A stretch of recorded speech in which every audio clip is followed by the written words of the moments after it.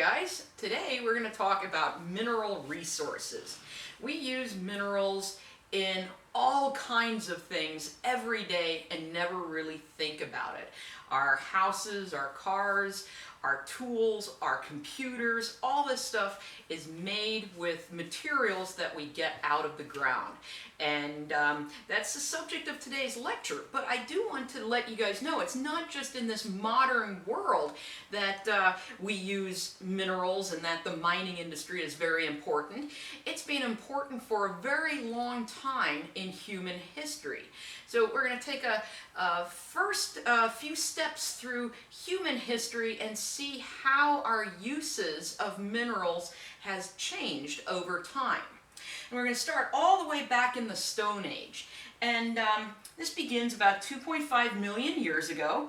And one thing I do want you guys to realize when we talk about these ages, the Stone Age, the Bronze Age, the Iron Age, and all that kinds of stuff, those things, they're not exactly time periods. They're more like steps of technological development.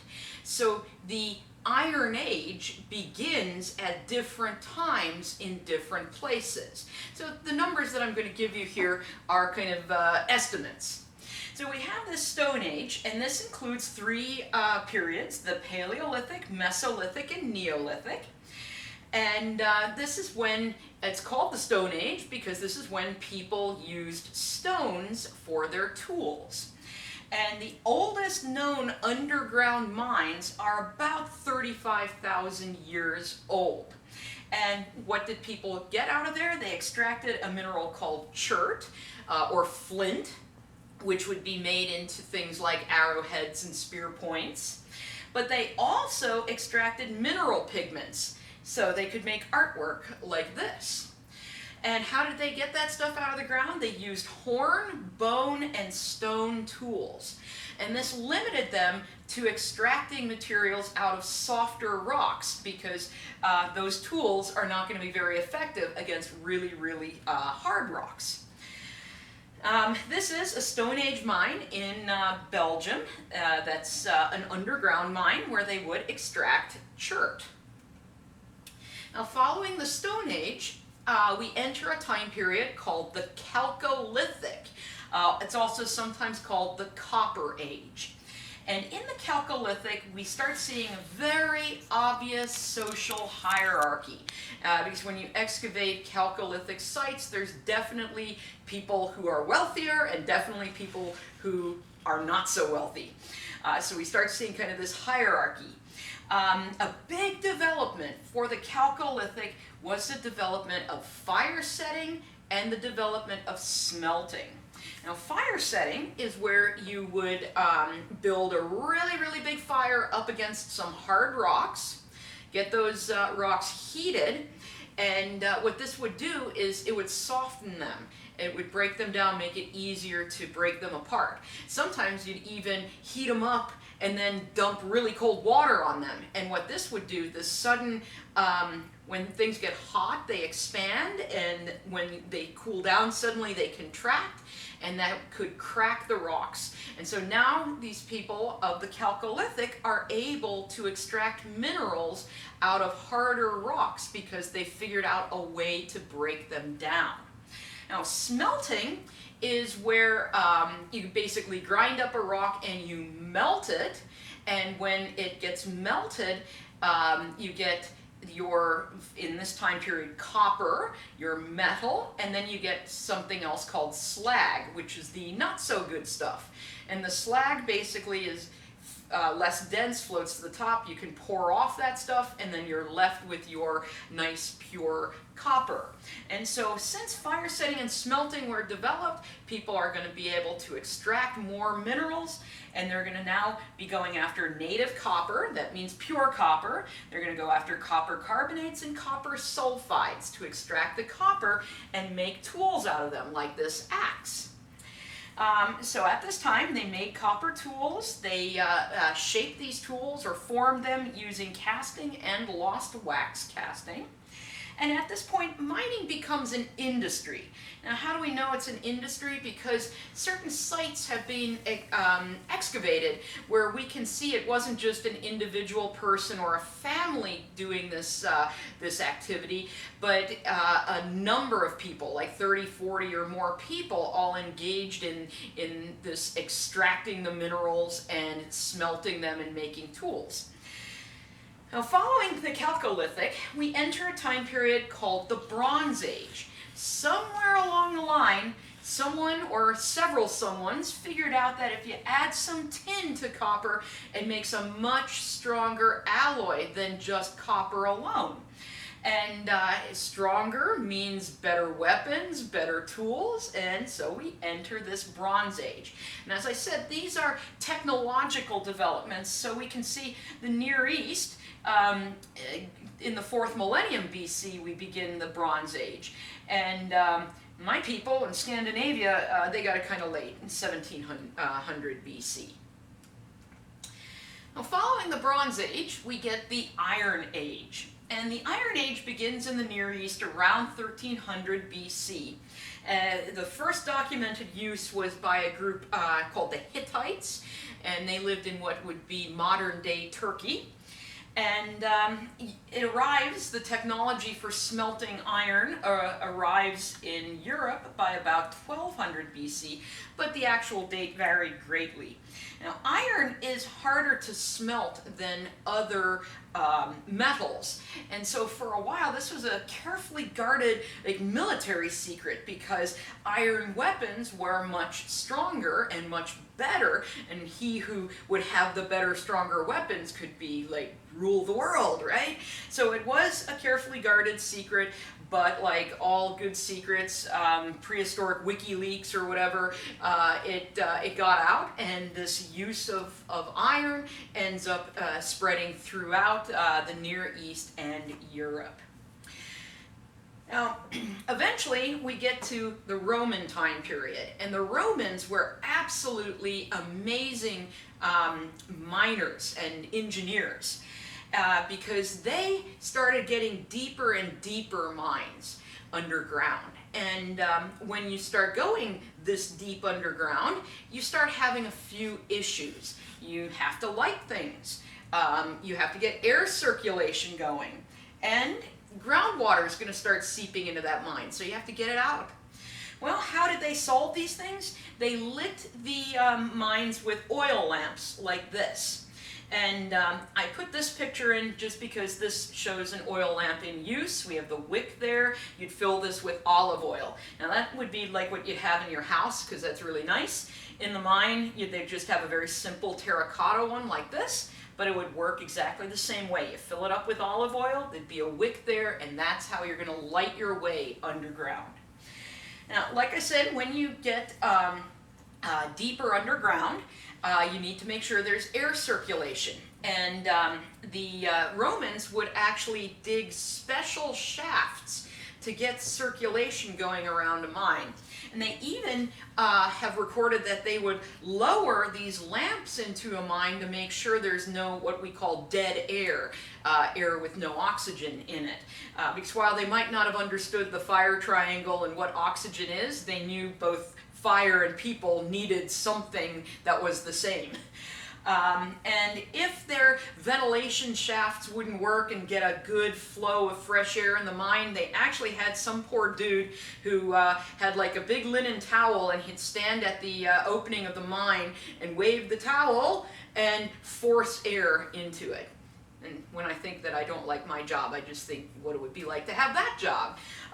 So anyway, that's their solution for ventilation. Now, dewatering, they sometimes used French drains, which is basically where you just have your mine tunnel going into like a mountainside, but you incline it just slightly so water will flow out of it. They used bailing buckets, where you just lower a bucket down and just constantly, bail things out. Although they also had screw pumps, and that's a very early type of pump that, in fact, the ancient Greeks developed. And they would use water wheels. And this is quite ingenious. So underground, they would have a series of water wheels where this one would lift it up to this level, and that would lift it up to that level, and so on. And that could lift water hundreds of feet out of a mine. And this is a reconstructed Roman water wheel. Now, once we get to the Renaissance, so basically the Romans were kind of this high point of ancient world mining. Following the fall of the Roman Empire, not really all that much changed in the mining industry. Really, it just, a Roman could have shown up in the Middle Ages and been like, yep, this looks pretty familiar. What really changes come in the Middle Ages. And so we have De Re Metallica, changes really come in the Renaissance. So De Re Metallica is a book. It's basically a textbook on mining that was published in 1556 that shows you all kinds of techniques like fire setting, shows how to build winches, it shows how to build smelters of different kinds. So a really important book. And then there's also the first use of black powder in mining. The first use of explosives in mining is documented in 1627. And that's really our next big advantage, is this use of explosives. So that went, and then we leave the Renaissance and ultimately eventually get to the Industrial Revolution, where mining becomes even more important and widespread because it's making all of these amazing things that we have for our convenient modern day life. So this is from the Mineral Information Institute. We call this the mining baby. This is every American born this year, actually this was 2017, but close enough, is going to need a certain amount of different materials. And of course these are estimates. It's taking into account, you know, the average lifespan and the average number of cars people own and all that kind of stuff. But it does give you a good idea of materials that you might not even realize that you are using. And then I always like to put this one in. This is the U.S. net import reliance for different minerals and commodities. So basically, the farther to the right we are, that means that we're completely reliant on imports, and the farther to the left the blue bar is, that means we actually don't use that many imports and use a lot more domestically produced stuff. And so what this is showing us all the way down to here, everything above this, we don't produce any of that in the United States and rely 100% on other countries for that commodity. And what other countries do we rely on? Well, we see Morocco, Brazil, Canada, China, South Africa, China, Canada, China. You know, you start seeing this and you need to think about, well, minerals in the grand scheme of also the political climate of things. So oftentimes it's very easy to, you know, yell, let's have a trade war with China. But then you start realizing that we rely on that country for things like, well, scandium and rare earth elements and things like that. And you might say, I don't care about scandium or rare earth elements, but considering that you're probably watching this on a computer or smartphone and the transmitters in there wouldn't work without those, you probably do care about those rare earth elements and some of these other weird things there. So just realize that the mining industry is vital to our modern day lives, and it can actually be kind of, it can be complex. All right, so some vocabulary that you're going to have to know for this topic. Resources. Resources are the total amount of a geologic material in all deposits discovered and undiscovered. So when we're talking geologic material, that's whatever the important thing we're looking for. So it could be like copper resources or iron resources, or it's whatever that commodity that we're seeking. That's this geologic material. And resources are all of that in the entire world, whether we know about them or whether we don't know about them. And you might say, well, how do we not know about them? People have been exploring the world a lot, and yes, they have. But think about things like Greenland. There's a whole lot of ice covering Greenland. Do we know what's under all of that ice? Not necessarily. What about all the oceans? Do we know exactly, maybe there's a copper deposit sitting on the ocean floor and we just don't know about it. So that would count in the undiscovered resources, these things that exist but we don't know about them yet. And then of course there's discovered ones we know about. Now, resources are different from reserves. Reserves are discovered resources that are economic to extract. And that's a very important thing. We can actually make money getting this stuff out of the ground. Now, a deposit is a place where this specific geologic material is found, and ore is rock containing the desired material. So, for example, this happens to be a piece of iron ore that I just have sitting near my TV. But it's an actual rock that contains high enough amounts of iron that we could process this and make money doing that. Now, can the amount of reserves change? And I hope all of you guys are sitting there at home or wherever you're watching this and you're like, yeah, of course reserves can change. And yes, they can. And things that affect reserves, there's hundreds of them, but ultimately you can kind of boil it down into three main groups. The economics of the time can affect the amount of reserves you have. And economics would be things like supply and demand, the price of a commodity. For example, when I taught at Michigan Tech, the price for a pound of copper was something like 70 cents. So you could have a pound of pure copper and you get 70 cents for it. Today it's closer to around $2.40. And so think about that. $2.40 is a significantly higher amount than 70 cents. Right? So there used to be deposits that you could not make money on selling at 70 cents a pound, but you could make money on selling for $2.40 a pound. So the economics of the time, the demand for a material, the supply in the market, that can affect the amount of reserves we have. Technology can also affect this. If we develop a newer technology that makes it cheaper to extract things out of the ground, well, that might make some resources now become economic. And then there's always the political situation. And this comes in two very different ways. For example, there's always the legalities of things. In Wisconsin, up until last year, extracting metals was illegal. You could not mine for metals in that state because there was a law against it.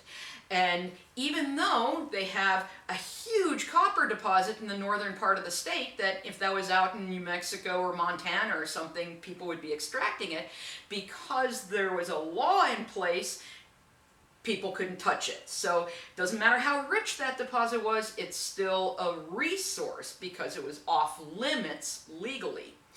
But politics also get involved when it comes to the stability of countries. Places like parts of Central Africa or Afghanistan, these places actually have some very, very rich mineral deposits that if they were located in other places, people would be extracting. However, companies are very hesitant to invest in some of those places because of the political instability, right? They don't know how safe things are going to be for their workers. They don't know how if the government's going to still exist tomorrow, or if there's going to be some kind of weird rebellion or revolution. And so sometimes even if there are rich mineral deposits in places, people stay away from there simply because of the political instability of the region. So anyway, those are some of the things that control our reserves. There are different kinds of geologic resources that we extract and use. We have our metallic resources. These are going to be metals that are extracted.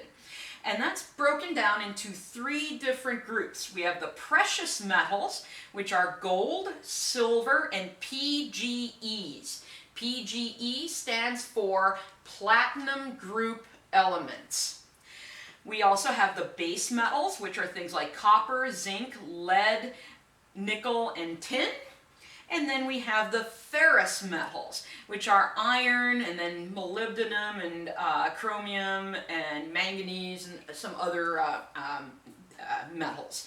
Now the ferrous metals are iron, and then all the other things that are used in steel making to make like iron resistant to rusting, or to make some sort of alloys with your iron, and that's why we lump all of those together. Now we also have our non-metallic resources, and these also have 3 basic groups. We have the industrial minerals, which are things like gemstones, and while that's used in jewelry, gemstones also are very hard and are used as abrasives for like sanding and things. We have feldspars, which are used in ceramics, and then things like zeolites and sulfur and halite. We have our agricultural minerals, are things like phosphates and potash. Those are used in making fertilizer to help with agriculture. And then there's the construction minerals. There's things like aggregates, sand and gravel, used at making roadways. We have limestone, which is used for making cement and concrete. And so basically, construction minerals are things we make stuff out of, right? And then we have the energy resources, but energy resources get their own specific lecture coming up, so I'm not really going to talk about those today.